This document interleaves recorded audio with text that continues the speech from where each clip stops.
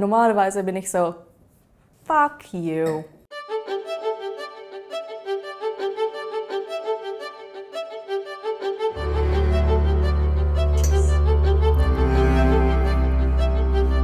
Ich bin Emily, ich arbeite bei Watson und ich beklage mich über Leute, die sagen, dass ich lächeln soll. Meistens sehe ich ein bisschen genervt aus, aber ich bin gar nicht genervt. Ich bin einfach neutral. Das ist mein neutrale Nichtsgesicht. Resting Bitch Face. Ich kann nichts dafür. Es ist genetisch.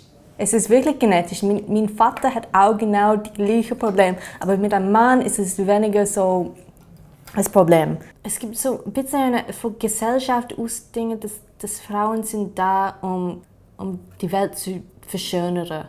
Und für das sind wir nicht da.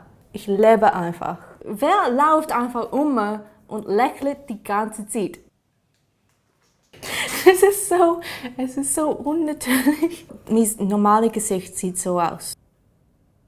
Und dann, wenn ich wirklich hässlich bin, sehe ich so aus. Spürst du den Unterschied? Es gibt so einen großen Unterschied.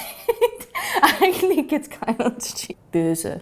Und dann kommt jemand und sagt, hey, lächelst mal, hey, was ist los mit dir? Hey, bist du müde heute? Und ich so, nein, aber jetzt bin ich ein bisschen hässig, Mann.